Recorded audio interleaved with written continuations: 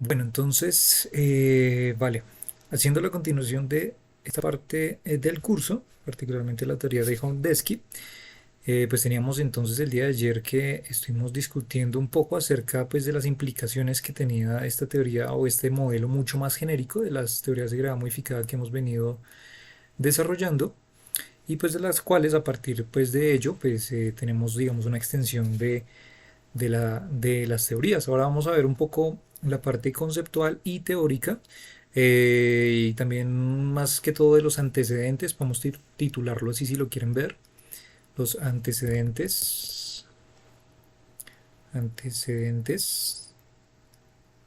de la teoría, puesto que pues con estos antecedentes pues lo que tendremos sería pues de alguna forma un acercamiento al por qué nosotros terminamos utilizando este tipo de modelos, ¿no?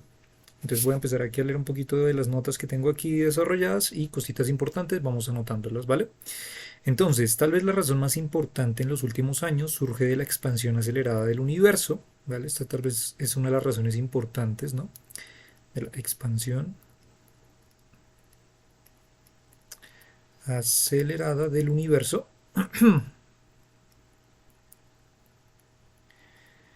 ¿vale? El cual puede ser causado por el extremadamente ajustado o constante cosmológica, ¿no? Entonces, pues nosotros vemos que ahorita, pues la teoría, evidentemente, así como ya lo hemos hablado en otras sesiones, pues la constante cosmológica pues juega un papel importante para ello.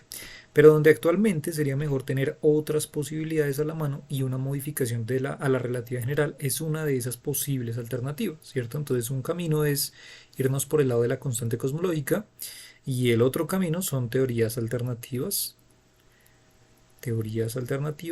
a la relatividad, ¿no? La relatividad general. Eso es. Vale, pero la expansión acelerada del universo primitivo es bastante probable,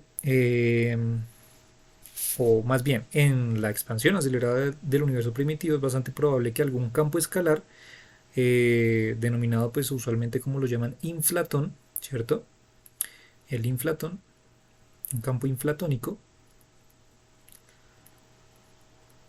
relacionado con un campo escalar, eh, provocará la inflación y una serie de modelos en los que el campo de inflación no está acoplado mínimamente a la gravedad. Esos modelos, pues particularmente son los que se estudian en gravedad modificada, ¿cierto?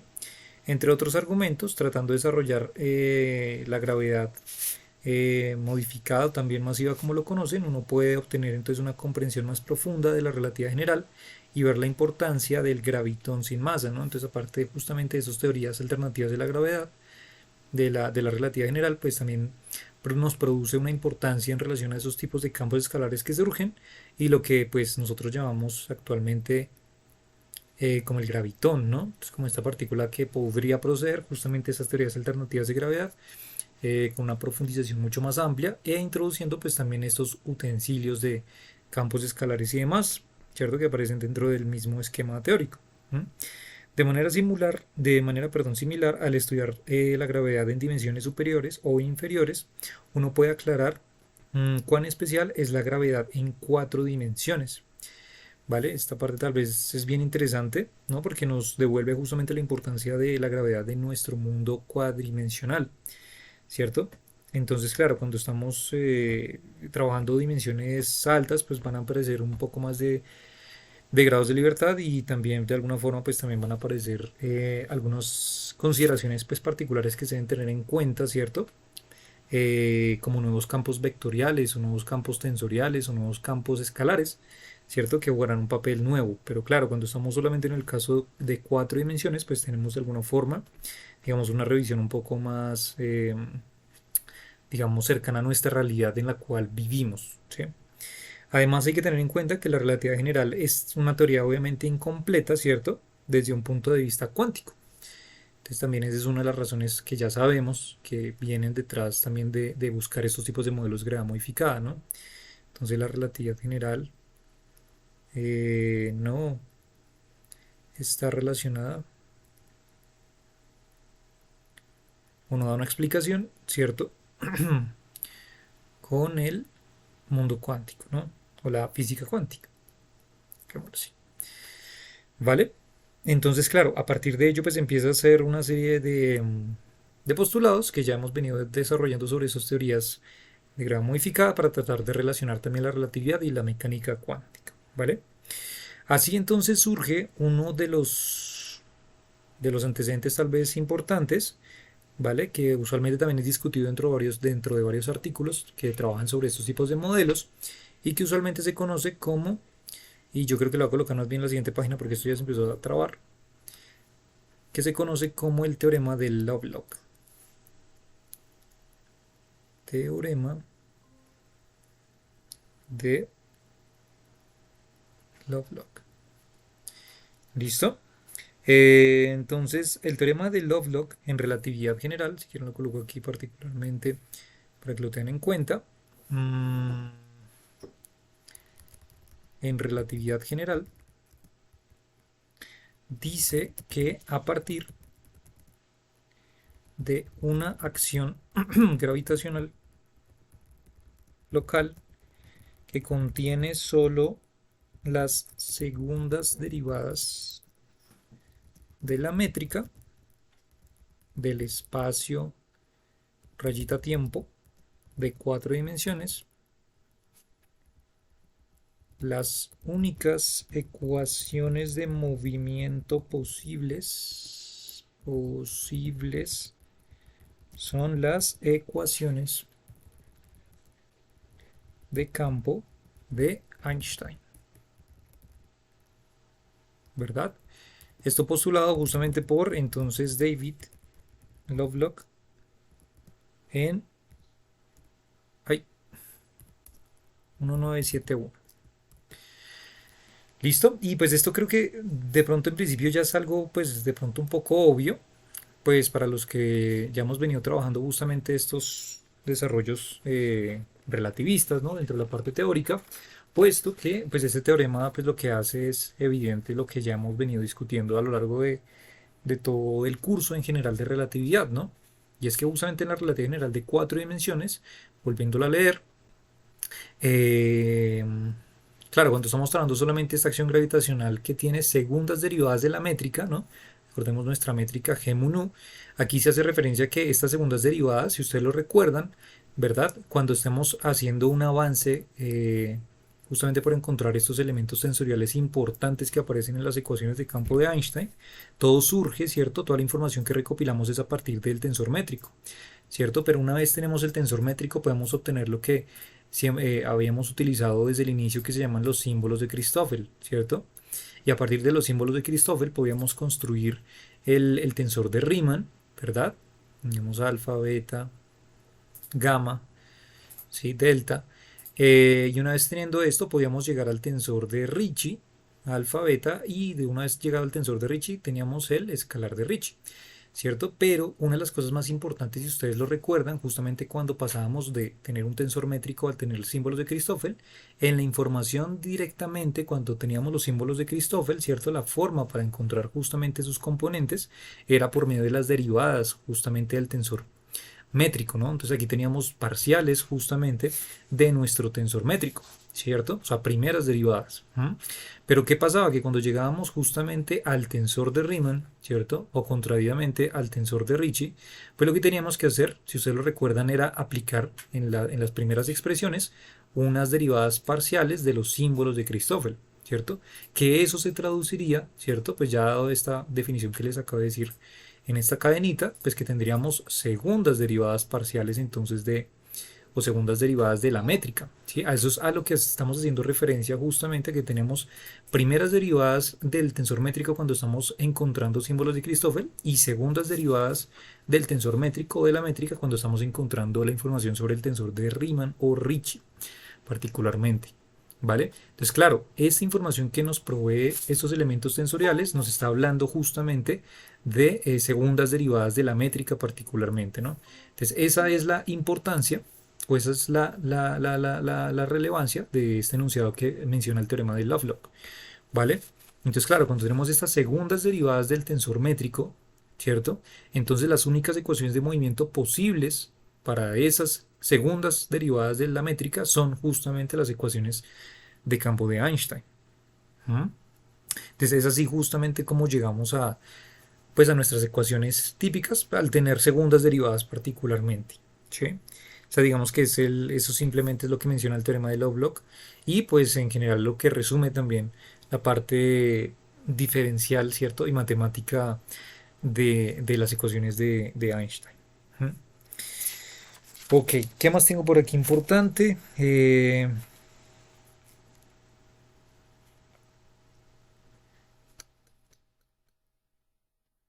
Por aquí tengo, a ver, por aquí tengo unas cositas extra que pronto sería interesante mencionarlas, que viene así de la siguiente manera, y va relacionado también al teorema de Lovelock. Entonces dice lo siguiente, en un espacio de cuatro dimensiones, si tenemos un tensor contravariante a supramu nu, cuyos componentes son funciones ¿de qué? De G mu de G supramu nu, o sea, el tensor métrico, y sus primeras y segundas derivadas lineales de segundo orden. Entonces, las ecuaciones de campo en el vacío vienen dadas por lo siguiente. Entonces vendrían dadas por A supramu nu igual a cero. Serían las ecuaciones de campo en el vacío.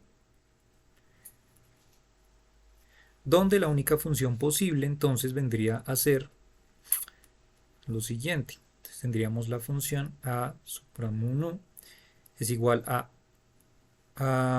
unas constantes simples, unas constantes simplemente acompañando como condiciones de este tensor que estamos creando, este tensor contravariante a supramu nu, y que vendría relacionados entonces con otra constante b minúscula y g supramu nu. ¿Ok? Entonces, a partir del teorema de Lovelock, si se quiere modificar las ecuaciones de Einstein, se tienen cinco opciones, ¿no? O sea, lo que estaríamos diciendo aquí es que, vale, o sea, estamos creando un prototipo, ¿cierto? De tensor, en este caso de rango 2, ¿cierto? Y que tiene dos, en este caso pues supraíndices, mu1, y que está relacionado tanto por el tensor G supramu1, que sería el tensor de Einstein, y el tensor métrico G supramu1, ¿sí? Y cuando tenemos particularmente que esto es igual a cero, entonces estaríamos hablando de particularmente las ecuaciones de campo en el vacío. ¿Mm? Entonces, vale. Pues a partir de ello, entonces lo que se plantea a partir del teorema de Lovelock es que si queremos modificar entonces las ecuaciones de Einstein, existen cinco opciones. Entonces, si queremos modificar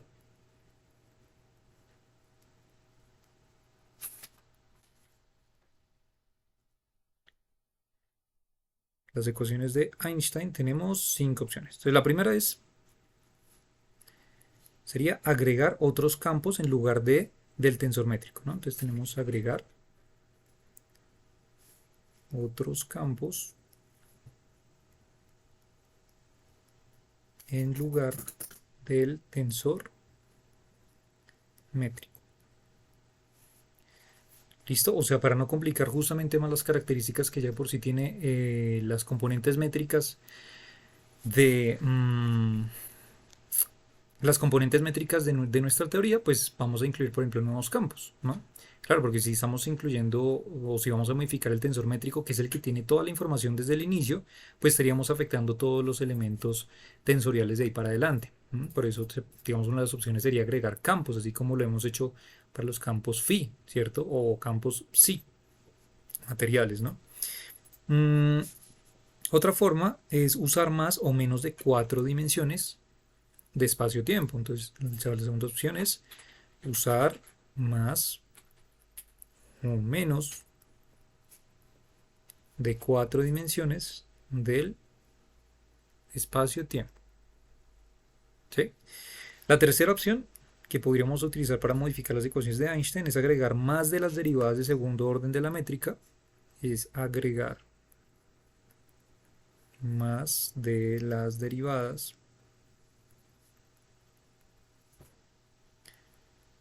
de segundo orden de la métrica ¿Listo? Porque si nos damos cuenta, fíjense que aquí lo que tenemos es entonces primeras y segundas derivadas. Si le aumentamos más la cantidad de derivadas del tensor métrico, entonces pues lo que tendremos pues será también una modificación de la propia teoría, ¿verdad? Otra opción, que esta es un poco más específica, se llama la no localidad, volver la teoría no local. ¿Listo? Y por ahí un ejemplo que pronto más adelante discutimos que se llama el de Alambertiano inverso. ¿Listo? Por ejemplo, lo que se conoce como el de Alambertiano inverso. Y la quinta, mmm, pero esta bastante, digamos, relevante aquí en cuanto a esta discusión, porque esta va a colocarle una especie de alerta, porque esta, digamos que sí tiene una implicación importante, y es la idea de que las ecuaciones de campo no provienen de la acción. ¿Sí? Entonces la idea de que las ecuaciones de campo no provienen de la acción. No provienen de la acción. ¿Listo? O sea, recordemos que el génesis justamente para llegar a las ecuaciones de campo pues nace sobre el principio de mínima acción que utilizamos desde justamente el elemento de la acción, ¿cierto? Así es como llegamos justamente allá a las ecuaciones de campo. Pero pues puede caber la posibilidad de que tal vez no necesariamente salgan de la acción, sino que esas ecuaciones de campo salgan de otro principio, ¿no? Fundamental, no necesariamente la acción. Por tanto, digamos que sería otra teoría alternativa, pero pues digamos de alguna forma la coloco en alerta porque la mayoría de nuestras teorías y nuestros modelos realmente bien planteados en la física teórica, pues surgen justamente del principio de mínima acción, ¿vale? Por tanto, digamos que es una alerta, pero pues lo dejamos como algo más allí, ¿vale? Las ecuaciones de Einstein con constante cosmológica son las únicas posibles de las ecuaciones de segundo orden de Euler-Lagrange derivadas de una densidad lagrangiana escalar en 4 dimensiones que es construido únicamente a partir del lagrangiano que depende del tensor métrico, ¿no? Entonces, en resumen, toda la teoría pues que digamos se suele utilizar, digamos, vamos a decirlo en la cotidianidad, ¿no? Estas ecuaciones de campo, las ecuaciones de Einstein con la constante cosmológica, ¿cierto? Que es lo que usualmente se utiliza, eh, pues surge justamente un lagrangiano o una densidad lagrangiana que depende del tensor métrico, ¿no? Entonces, claro, ahí está incorporada la información geométrica que aparece dentro de nuestro marco, ¿no? Y pues a partir de ello pues podemos construir todo lo que ya sabemos. ¿Qué más tengo por aquí? Para extender la teoría de Einstein de la gravedad, uno necesita relajar los supuestos del teorema de Lovelock, ¿no? Entonces, claro, aquí lo que estamos mencionando es que si queremos extender, ¿cierto? Si queremos modificar esa teoría einsteiniana clásica, pues lo que tendremos que hacer será, cuando se mencionan a relajar los supuestos del teorema de Lovelock, que es considerar justamente que estas particularidades o estas condiciones de las segundas derivadas de la métrica y demás, ¿cierto? Pues tendremos que modificarlas, ¿no? Sin embargo, cuando se refiere a la palabra relajar, pues digamos de alguna forma es un concepto similar a una aproximación débil, ¿no? O sea, que se sigan cumpliendo las características clásicas, ¿cierto? A pesar de que hagamos una modificación del teorema de Lovelock. ¿Listo? La manera más simple sería solo añadiendo un nuevo grado de libertad aparte de la métrica, así como pues justamente se los dije. ¿Mm? Eh, Tal como un campo escalar. Entonces digamos que así, digamos, añadir una de las maneras más simples, simplemente añadiendo un grado de libertad extra por medio de estos campos, pues simplemente nos da una opción extra pues para modificar la relatividad, ¿no? La gravedad de dimensiones superiores puede escribirse mediante una teoría escalar tensorial efectiva en 4 dimensiones a través de una reducción dimensional. Entonces, cuando estamos hablando de teorías de altas dimensiones, como la vamos a ver en Kaluza-Klein, pues lo que estaremos haciendo será trabajar una especie de teoría escalar tensorial también, que va a entrar relacionada, de hecho, cuando lo hagamos, porque va a surgir, de hecho, de manera natural, y lo vamos a demostrar, va a surgir de manera natural en 5 dimensiones, un campo escalar completamente nuevo y que de hecho va a estar relacionado con algo bastante interesante, ¿vale? La incorporación de derivadas superiores puede conducir a una teoría patológica o algo que puede reformularse en una teoría escalar tensorial, por ejemplo, de escalar de Ricci orden 2, algo así como lo que habíamos nosotros mencionado, por ejemplo, las teorías de Gauss-Bonnet, que son otras teorías de invariantes que aparecen dentro de la teoría y donde la acción en este caso va a depender de esos invariantes, por ejemplo, de orden cuadrático, así como teorías FDR, o por ejemplo otros invariantes como por ejemplo el que el invariante en este caso doblemente invariante del tensor de Riemann, que aparece también dentro de estas teorías invariantes. Usualmente se relacionan como Gauss-Bonnet. Eh,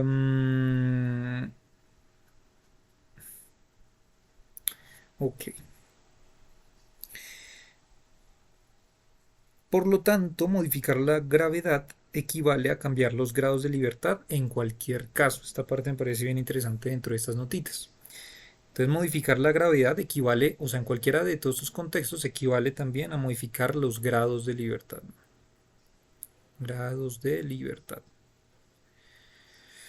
Vale, sea que digamos estemos añadiendo para otras dimensiones otros nuevos campos, ¿cierto? Campos 5 dimensionales y demás, o que estemos simplemente añadiendo campos en el mundo cuatridimensional, ¿cierto? O que estemos añadiendo derivadas superiores a otro grado de libertad más, o no localidades y demás, siempre estaremos aumentando o disminuyendo grados de libertad particularmente. Entonces muchas teorías de gravedad modificada pueden describirse al menos de manera efectiva mediante algún grado de libertad escalar adicional, ¿vale? Además de los dos grados de, del tensor habitual correspondiente al tensor métrico pues que estemos en este caso trabajando, o sea, G mu nu.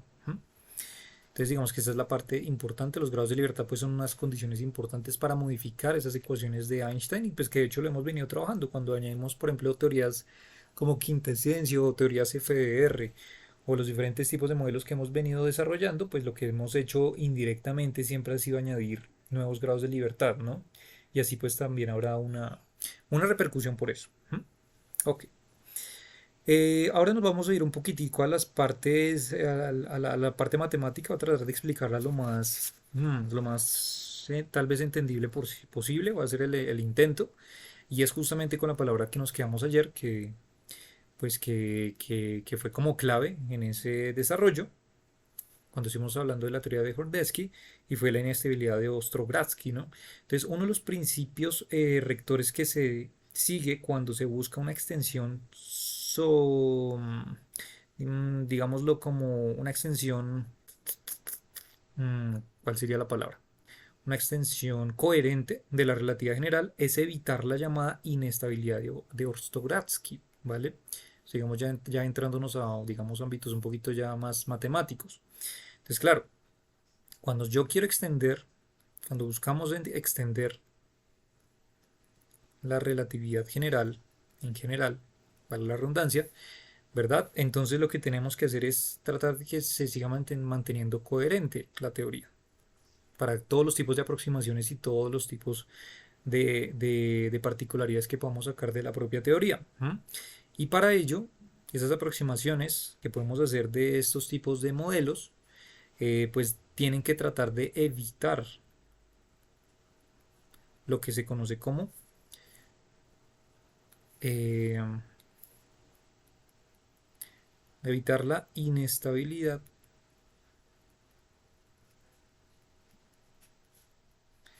de Ostrogradsky. ¿Listo? Vale, y esto pues está relacionado en matemáticas a lo siguiente que les voy a decir. En matemáticas pues es una característica de algunas soluciones de teorías que tienen ecuaciones de movimiento con más de dos derivadas temporales, teorías de derivadas superiores, ¿vale?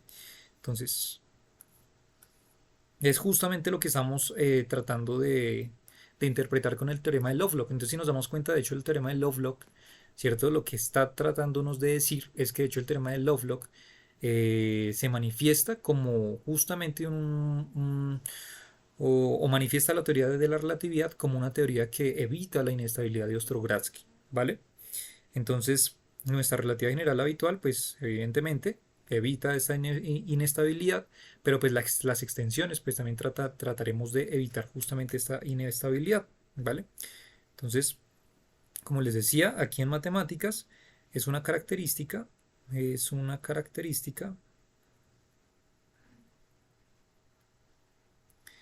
de algunas soluciones de teorías que tienen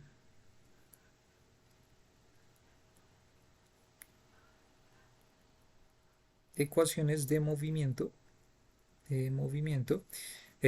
con más de dos derivadas temporales, que es habitualmente como inicialmente se plantea temporales. ¿Listo? Eso sería teorías de derivadas superiores, matemáticas, ¿no? Teorías de derivadas superiores. Superiores. Eso es. ¿Listo? Entonces el tipo, este Mikhail, se llama Mikhail, lo coloco, Mikhail Ostrogradsky, lo sugiere en mecánica clásica. Entonces esta persona realmente para llegar a este problema de inestabilidad de Ostrogradsky, justamente llega es por medio de la mecánica clásica, ¿no?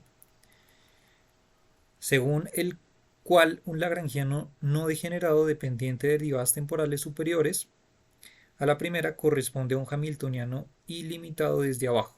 Eso en otras palabras lo que me quiere decir. La inestabilidad de Ostogradsky se ha propuesto como una explicación de por qué no aparecen ecuaciones diferenciales de orden superior a 2 para describir fenómenos físicos. Entonces fíjense en esta parte importante que inclusive en un curso de física teórica habitual de una universidad, pues esto creo que no lo mencionan tanto, o por lo menos para el desarrollo de lo que yo aprendí en la carrera, pues evidentemente nunca mencionaron a un nivel de pregrado, pues este tipo de consideraciones importantes en la mecánica teórica, ¿no? Cuando uno empieza a ver justamente la teoría, por ejemplo, de lagrangianos, hamiltonianos y demás, ¿cierto? Empieza a ver las ecuaciones de Euler-Lagrange y la acción. Claro, cuando uno llega a este pedazo, tal vez uno empieza a desarrollar de pronto un sentido pues crítico en la parte de las matemáticas, pero no tan allá para darse cuenta realmente que toda la física clásica, la mecánica clásica, se resume justamente en tipos de teorías donde tenemos ecuaciones diferenciales, ¿verdad? De orden 2 pero de más para allá no existe, ¿verdad? Entonces, lo que podemos decir es que la inestabilidad de Orstogradsky es una propuesta, es una propuesta a la explicación del por qué no aparecen ecuaciones diferenciales de orden superior a 2 para describir fenómenos físicos.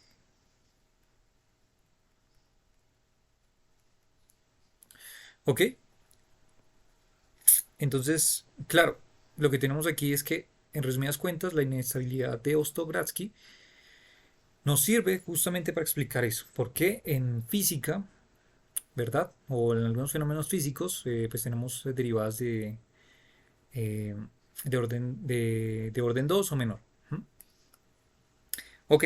Mm, sin embargo, el teorema de Ostogradsky no implica que todas las soluciones de las teorías de derivadas superiores sean inestables. Esta parte la voy a copiar porque es supremamente importante, ¿vale? Entonces, creo que la voy a copiar aquí más bien con esta vaina. Okay. Entonces, sin embargo, el teorema de O, voy a colocarle, no implica que todas las soluciones de las teorías de derivadas superiores, más bien, sean inestables. ¿Vale? Una cosa es que en física aparezca la mayoría de los casos justamente modelos donde no necesitemos de derivadas superiores para decir cómo funciona la realidad, ¿no? Pero eso no implica entonces que las derivadas de orden superiores vuelvan a esas soluciones inestables. ¿Mm?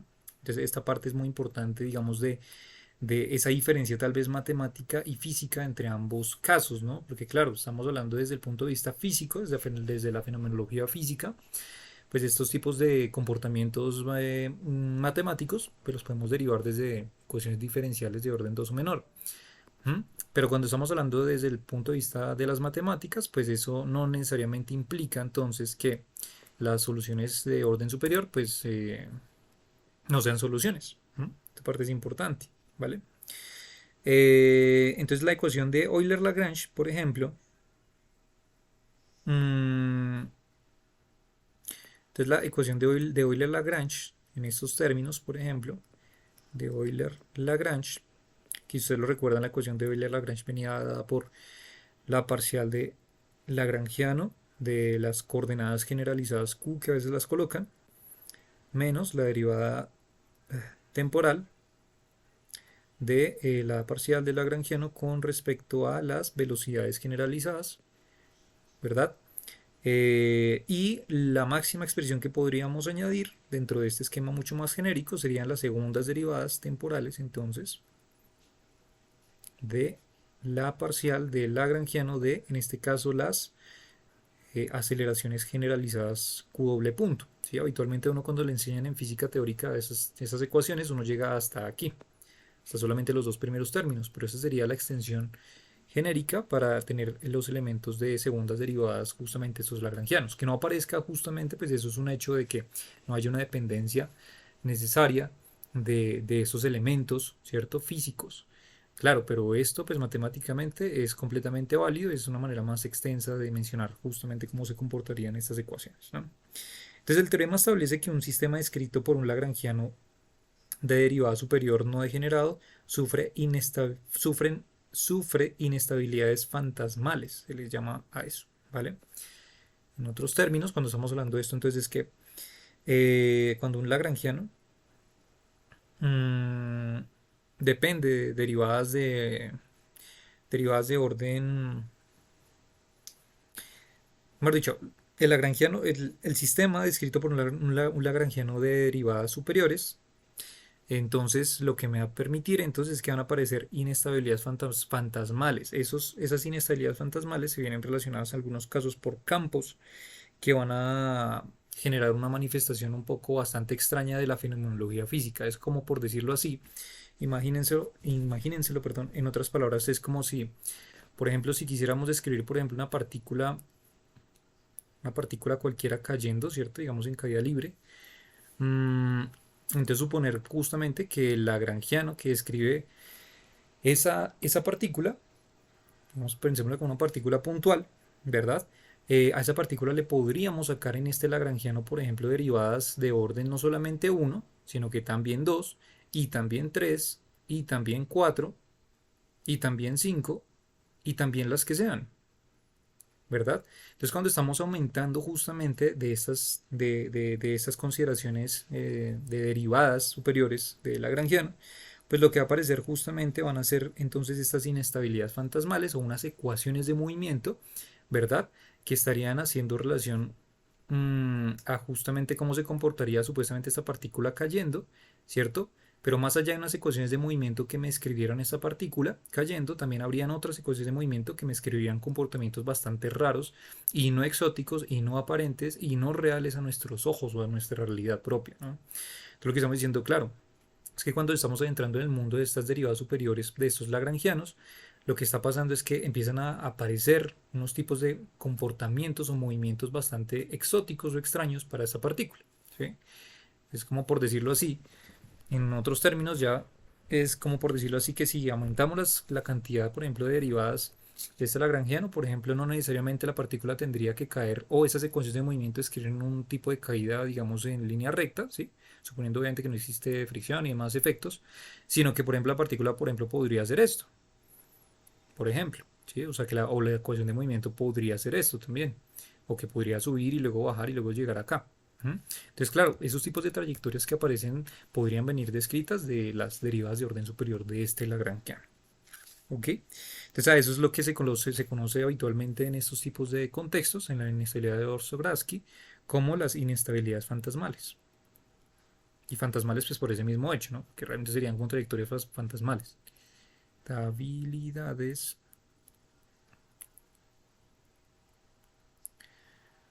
¿Vale? Y en otras palabras, pues también esa incorporación pues, de estos campos que a veces suelen aparecer al incluir ese tipo de fenomenología. ¿Vale? Vale. Vale, a ver qué más tenemos por aquí. Importante. Mm,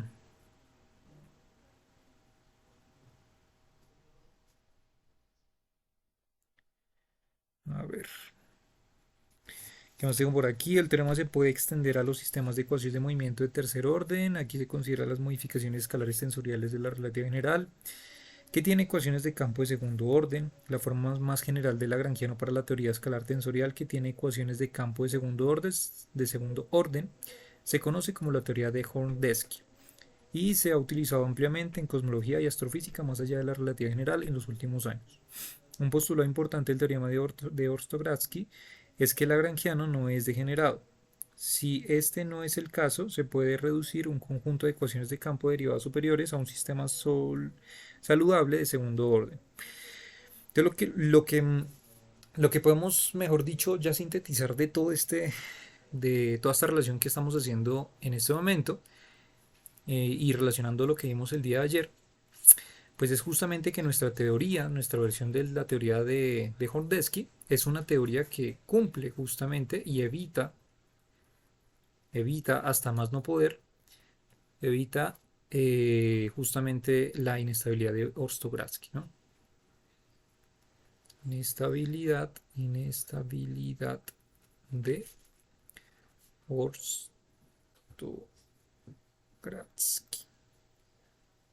¿vale?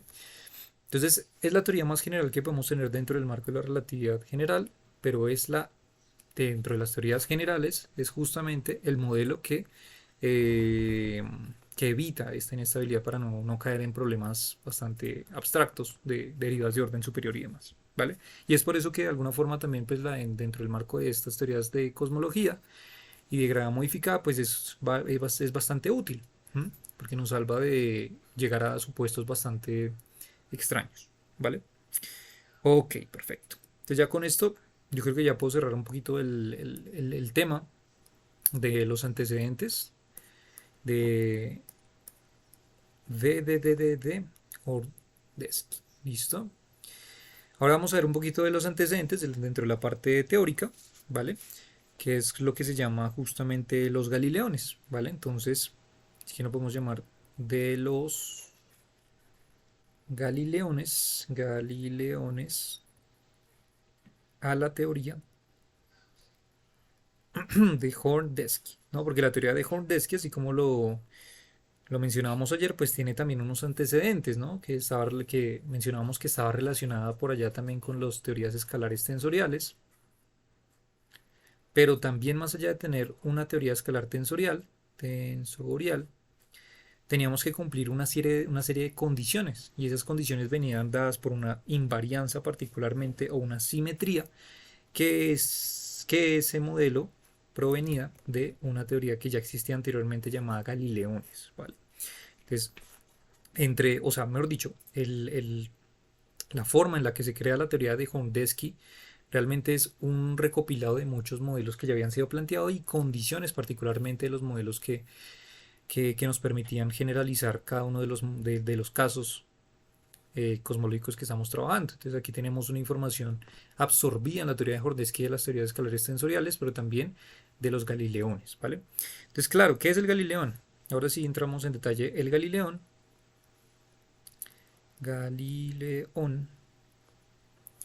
es un campo escalar con la simetría bajo la transformación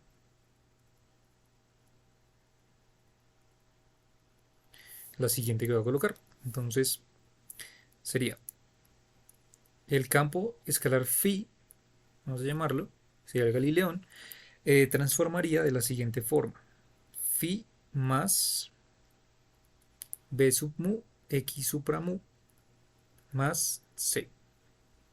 ¿Listo? Esa manera es como transforma. Esta es una constante. Esta x supra mu viene siendo las coordenadas, en las componentes del cuadrivector posición, ¿verdad? Y estos elementos b sub mu vienen siendo justamente los elementos que acompañan, ¿cierto? En esta invariancia eh, de este término, ¿no? Entonces, esto no sé si de pronto les llama la atención, pero tiene justamente una similitud y por eso es que el nombre se llama Galileones, porque pues está relacionado con la teoría de Galileo, ¿no? Con la teoría clásica de Galileo relacionada con la invarianza. ¿Mm? Entonces lo que estaríamos aquí relacionando, implicando un poco sería la relación de esto con lo que nosotros por allá aprendimos desde el inicio, que se llamaba en mecánica clásica como las transformaciones de Galileo, ¿no? Transformaciones de Galileo. Entonces, claro, lo que me permitía a mí estas transformaciones de Galileo era ver una relatividad clásica donde los observadores podían ver eventos, ¿cierto? Y describir estas ecuaciones de movimiento por medio de unas transformaciones que me permitían pasar de un observador a otro y escribir así ese evento para ambos observadores. ¿Mm? Y eso cumplía justamente lo que se llama una simetría, ¿no?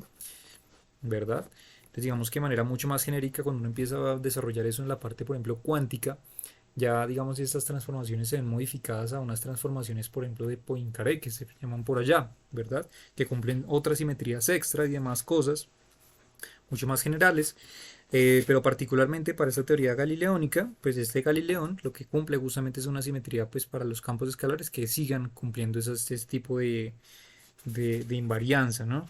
Entonces, claro, esta analogía de la transformación de Galileo en mecánica clásica, ¿verdad? A el corrimiento de simetría galileana, pues es justamente ese valor clave que aparece dentro de este modelo, ¿no? Para evitar inestabilidades fantasma, se exige que la ecuación de movimiento de phi sea de segundo orden, ¿vale? Entonces, claro, para no caer justamente en las inestabilidades de Orszagowski que ya mencionamos anteriormente, pues se exige por obligación que las ecuaciones de movimiento para phi, ¿sí? Las ecuaciones de movimiento para phi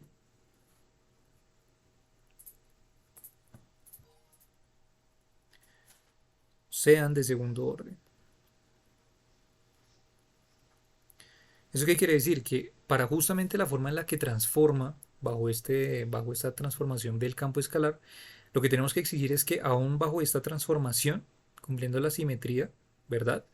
Para cualquier marco de referencia en esta invarianza, pues las ecuaciones de movimiento, aún así tengamos estos componentes extra, pues aún así ellos también tienen que ser o tienen que cumplir esta condición de que máximo estas ecuaciones de movimiento sean de segundo orden, ¿no? Las derivadas sean de segundo orden. ¿Vale? Entonces, el lagrangiano más general en cuatro dimensiones que tiene esas propiedades justamente, ¿vale? Viene dado por lo siguiente. Entonces, dentro de este esquema, el lagrangiano que cumple esas condiciones de ecuaciones de segundo orden máximo, ¿verdad? Y que cumpla esta invarianza, entonces viene siendo lo siguiente. C1, una constante multiplicado por phi más C2, otra constante multiplicada por el parámetro x menos C3 multiplicado por el parámetro x por el d'Alembertiano de phi más C4 sobre 2 y esto lleva un paréntesis gigantote. Entonces tenemos el x, parámetro x, tenemos aquí una llave, d'Alembertiano de phi esto al cuadrado menos parcial mu parcial nu de phi parcial supra mu parcial supra nu de phi. Cerramos, luego tendríamos más d'Alembertiano de phi parcial supra mu de phi, parcial supra nu de phi, parcial sub nu de phi, menos parcial sub mu de x, parcial supra mu de x. cerramos y me falta más, sea las 5 sobre 15. Y joder, esta cosa está bastante larga. Entonces, luego tendríamos aquí menos 2x. Aquí tendríamos entonces el D'Alembertiano de phi a la 3 menos 3 veces D'Alembertiano de phi parcial mu parcial nu de phi parcial supra mu parcial supra nu de phi más 2 veces parcial mu parcial nu de phi parcial supra nu parcial supra lambda de phi parcial sub lambda parcial supra mu de phi. Cerramos. Lo tendríamos más 3 parcial supra mu de phi. Ya les digo porque estoy colocando igual toda esta información. D'Alembertiano de phi al cuadrado menos parcial mu parcial nu de phi parcial supra nu de phi. Cerramos más 6 veces D'Alembertiano de phi parcial sub mu de x parcial supra mu de x menos 6 veces parcial supra nu parcial supra mu supra mu supra nu de phi parcial sub mu de x y parcial sub nu de x. Y ya por fin cerramos esta vaina. Ok, donde el parámetro x viene relacionado por menos el tensor Minkowskiano. Parcial sub mu de phi, parcial sub nu de phi sobre 2. Y C1, C2, C3, bla, bla, bla, hasta C5 son constantes. ¿Vale? Entonces, claro, esta monstruosidad viene siendo el lagrangiano que cumple esas condiciones, que evita caer en la inestabilidad de Orszag-Gradsky y que cumple la simetría bajo transformaciones para esta teoría escalar de Galileón, ¿vale? Entonces, claro, aquí, ¿para qué lo escribí? Para que se den cuenta que justamente dentro de todo el lagrangiano lo que tenemos es que las derivadas máximas que aparecen son de segundo orden, ¿sí? Y es por eso que este lagrangiano cumple con las condiciones características para este modelo. Condiciones. Y de hecho, estas condiciones, este lagrangiano es el que servirá como inspiración para crear este lagrangiano de Hovhannidsky, que fue el que vimos ayer justamente. ¿Sí? Cuando yo me vuelvo por aquí y les pongo justamente esa cosa monstruosa también que vimos ayer, lo podemos ver desde este punto de vista, desde la versión alternativa de algunos artículos del archive o este, que fue la primera que yo les coloqué. Pero lo que nos damos cuenta es que también aparecen unos términos de hecho bastante similares a lo que estoy colocando yo en este caso para los galileones, ¿verdad? Donde tenemos un parámetro x, tenemos los campos escalares phi, y donde nos damos cuenta que para cualquier tipo de derivada que aparezca por allí siempre tendremos o máximo la primera derivada, o bueno, ninguna derivada, primera derivada o segunda derivada, ¿no? Entonces, por ejemplo, aquí tenemos, para este no tenemos derivada, para esta tenemos primeras derivadas, fíjense que aquí tenemos primeras derivadas, aquí sabemos que tenemos segundas derivadas en el D'Alembertiano, aquí primeras derivadas, aquí tenemos segundas derivadas, por aquí tenemos primeras derivadas, segundas derivadas, ¿verdad? Segundas derivadas y así con todos los elementos. Entonces, si nos damos cuenta, si empezamos a detallar, este lagrangiano no tiene derivadas de orden superior a 2, ¿verdad? O sea, tenemos de orden superior 2 y de ahí para allá no hay más. Entonces, este es el lagrangiano más, aunque sea un precio a pagar de esta cosa tan grande que podemos tener en este lagrangiano, es un precio a pagar que también nos devuelve, digamos, un respiro por esas ecuaciones de movimiento más bien solucionables, ¿no? En principio, y que no caen en esta inestabilidad de Orszag-Gradsky. ¿Vale? Pues ya está. Entonces, el lagrangiano describe una teoría de campo escalar sobre un fondo fijo de Minkowski, ¿vale? O sea, me refiero a este lagrangiano, ¿no? Es el que les estoy proyectando. El lagrangiano describe una teoría de campo escalar sobre un fondo fijo de Minkowski. Esta parte tal vez es algo interesante porque lo que estaríamos describiendo sería un campo escalar ¿verdad? Sobre este fondo fijo minkowskiano, o sea, lo que estamos refiriendo es que tenemos un fondo fijo, una métrica particular minkowskiana, ¿verdad? Un espacio-tiempo plano. Ujú. Y sobre este fondo fijo, o sea, sobre este tensor eta mu, pues lo que tenemos es el otro espacio que no necesariamente tiene que ser minkowskiano, sino que de hecho pues es el que está curvado, ¿no? Y el que me relaciona este campo escalar, ¿no? Sobre el que existe el campo escalar. O sea, el campo escalar es una manifestación, ¿cierto? Es una excitación energética que está de fondo sobre el campo minkowskiano. Por eso lo mencionan como fondo fijo de Minkowski. Se puede introducir la gravedad y considerar una versión covariante de movimiento donde, o sea, esta versión sería, no sería una versión covariante, ¿verdad? O sea, no estaríamos hablando de una gravedad particularmente, sino una versión del lagrangiano donde tenemos pues como fuente un campo escalar y Minkowski. ¿Mm? Pero si quisiéramos una versión de la gravedad,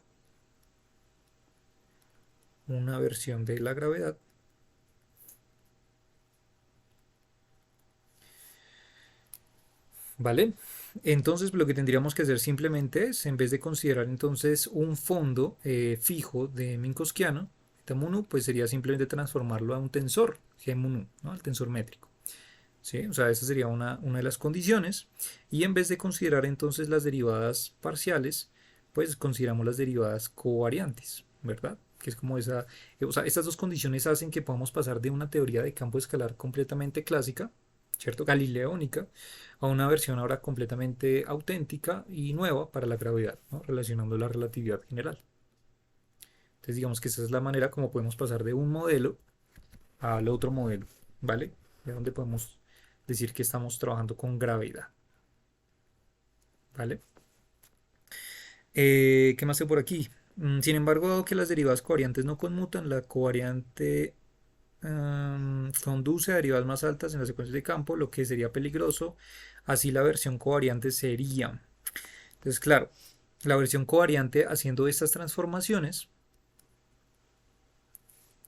sería la siguiente, de la teoría galileónica, ¿no?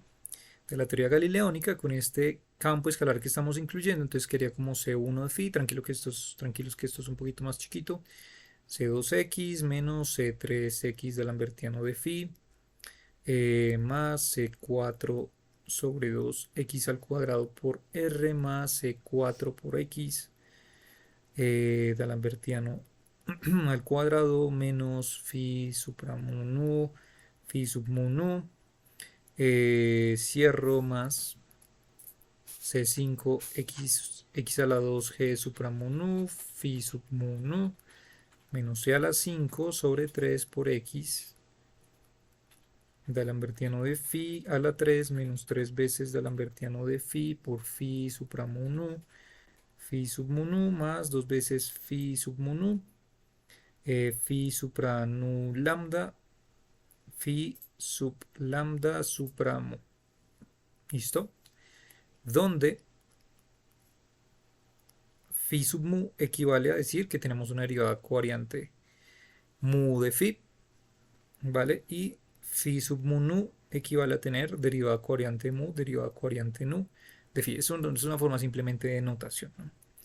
Y en este caso x, ya nuestro x justamente ya que lo tradujimos ahora a una forma general, métrica, entonces tenemos en vez de eta mu nu, tenemos g supra mu nu, phi nu sobre 2, ¿vale? Pues ya está. Entonces esta manera sería la forma más compacta de escribir la teoría galileónica, haciendo esta traducción de los términos con las derivadas covariantes, ¿no?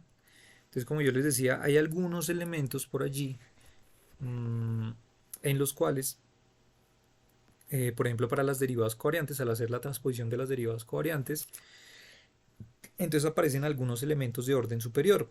¿A qué me refiero? Por ejemplo, si tomáramos esta, por ejemplo, derivada, esta parcial sub nu de x, siendo x esto que aparece acá, entonces tendríamos, si lo transformamos como una derivada covariante, y esto también como una derivada covariante, tendríamos derivada covariante por derivada covariante, ¿verdad? O sea, segundas derivadas covariantes, y eso me lleva a derivadas de orden superior. Entonces, claro, lo que hacemos es reducir esas derivadas de orden superior, eliminarlas y llegamos a este tipo de lagrangiano que sería el más saludable, ¿no? En cuanto a esta teoría de galileónica, ¿vale? Y particularmente esto se llama covariante Galileón, porque tiene un nombre, covariante Galileón. O sea, esta es la forma covariante del Galileón, la cual podemos describir este lagrangiano, ¿listo? Con las modificaciones pertinentes. Dado que las ecuaciones de campo derivadas del lagrangiano implican las primeras derivadas de phi, la simetría de desplazamiento de Galileo, se rompe en la teoría covariante de Galileón. Solo la segunda propiedad de Galileón, es decir, la naturaleza de segundo orden de las ecuaciones de campo, se mantienen en el curso de la covarianza. Vamos a ver qué más tengo por aquí importante. Y ya casi viene lo chévere. ¿Y por qué lo chévere? Es justamente aterrizar o sea, de esta generalización del modelo, llegar a nuestras ecuaciones que ya hemos venido trabajando, ¿no? A los modelos que ya hemos venido desarrollando. Pero yo creo que eh, termino con este pedacito, aunque, esperen a ver. No, yo creo que me da para hablarles más tiempo, pero ya el tiempo no nos da. Entonces yo creo que más bien no, dejémoslo hasta aquí porque ya lo último que hace falta es como unos detallitos más sobre esto, sobre la teoría del Galileón covariante, unos detallitos extra y llegar al Galileón generalizado, la teoría galileona generalizada y así la relación con la teoría de Hornetsky. Y una vez tenemos eso, entonces ahora sí llegamos a las aproximaciones de los diferentes tipos de teorías de gravedad modificada que hemos hecho utilizando la teoría de Hornetsky. Pero eso yo creo que lo hacemos la próxima clase, sí, porque creo que no nos alcanzaría el tiempo. ¿Listo? Y ya con eso, ya el siguiente fin de semana ya cerraríamos con la teoría de Hornetsky y ya pasaríamos finalmente para el siguiente fin de semana a las teorías de altas dimensiones, particularmente Kaluza-Klein. ¿Listo? Y ya estaríamos metiéndonos en la parte tal vez más interesante, me parece a mí, de esos tipos de teorías de gravedad modificada. ¿Listo? Entonces, vale, no siendo más por este pedacito, llegaríamos hasta el día de hoy, ¿vale? Simplemente como un resumen entonces de la relación de la teoría galileónica con Hornetsky y pues las condiciones particulares como las que hablamos de la inestabilidad de Orstogradsky, teorema de Lovelock, que pues son consideraciones matemáticas pues que no podemos dejar pasar por obvias y que hacen parte también del génesis y de los pilares de estas teorías de gravedad modificada, ¿no? Listo. Entonces, pues, no siendo más, nos veríamos en la siguiente sesión, siguiente fin de semana. Y pues, les deseo lo mejor y que tengan un buen inicio de semana, ¿vale?